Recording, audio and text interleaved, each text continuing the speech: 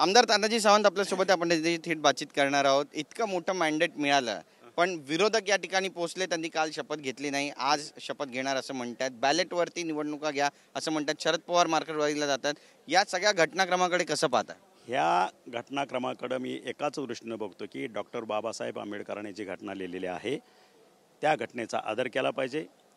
लोकसभेला ज्या पद्धतीनं महाराष्ट्रातल्या तमाम 14 कोटी जनतेनं मॅन्डेट दिलं ते आम्ही महायुती म्हणून ते स्वीकारलं। आम्ही त्याच्यावरती अथक प्रयत्न केले, जनतेला कन्व्हिन्स करायचा प्रयत्न केला आणि त्याच जनतेनं त्याच मतदारानं विधानसभेला आम्हाला 2/3पेक्षा महायुतीला प्रचंड भरघोस मतदान केलं आणि आम्हाला सत्तेत जाण्याचा रस्ता मोकळा करून दिला।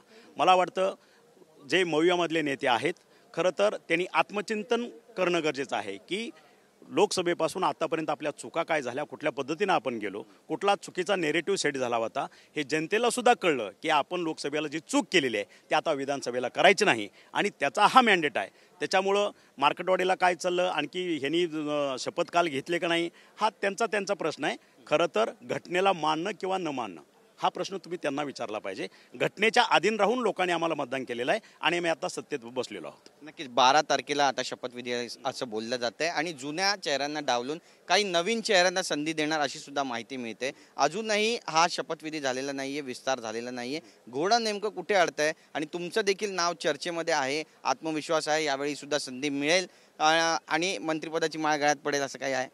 नाही, कसं असतं की प्रत्येकाचं रिपोर्ट कार्ड आहे। 2022ला आम्ही जसं सत्तांतर केलं त्या सत्तांतरामध्ये माझ्याकडे आरोग्य खातं दिलं। आरोग्यामध्ये न भूतो न भविष्यती असे तुम्ही बघितलं असेल की आपल्याच माध्यमातून मी डिक्लेअर केले की 24 महिने 42 निर्णय। गेल्या महाराष्ट्राच्या निर्मितीपासून 60 वर्षामध्ये असे कुठलेही निर्णय झाले नाहीत की ते निर्णय मी घेतले। महाराष्ट्राला एक वेगळ्या पद्धतीच्या आरोग्य खात्याला दिशा देण्याचा प्रयत्न केला, अतिशय प्रामाणिकपणे प्रयत्न केला आणि मला वाटतं घोडं वगैरे कुठलं आलं नाही। तिन्ही आमचे नेते महायुतीतले चर्चा करतायत, योग्य वेळी योग्य निर्णय घेतील आणि मला संधी द्यायची की नाही हा विषय हा माझ्या नेत्याचा विषय आहे। त्यांनी जबाबदारी टाकली, ती जबाबदारी अतिशय ताकदीने मी पेलवेन हा माझा आत्मविश्वास आहे। बीडमध्ये शासकीय रुग्णालयामध्ये एक्सपायरी झालेले औषधं वाटण्याचा विषय सध्या ऐरणीवर आहे, मुद्दा गाजतोय, याला उत्तर कसं देणार? नाही, आता कसं आहे, आम्ही औषधाचे तुटवडा पडू नये। ज्यावेळेस मी मोफत उपचार महाराष्ट्रामध्ये 15 ऑगस्ट 2023ला मी डिक्लेअर केलं त्यावेळेस तुम्ही ओपीडी आणि आयपीडीत प्रचंड प्रमाणात वाढली, तिप्पट चौपट वाढली होती आणि म्हणून आम्हाला माननीय मुख्यमंत्री आणि उपमुख्यमंत्र्यांनी सूचना दिल्या होती की औषध खरेदीचा निर्णय हा डीपीसीला खालच्या स्तरावरती देऊन टाका। आम्ही 100% औषधी खरेदीचा निर्णय हा खालच्या स्तरावरती दिला होता। मला वाटतं त्याची अजून त्याच्या खोलात जाऊन त्याची चौकशी केली जाईल आणि त्याच्यावरती योग्य ती कारवाई केली जाईल। आमच्याशी बातचीत केल्याबद्दल कॅमेरा पर्सन योगेश गुरवसह गिरीश गायकवाड, TV9 मराठी, मुंबई।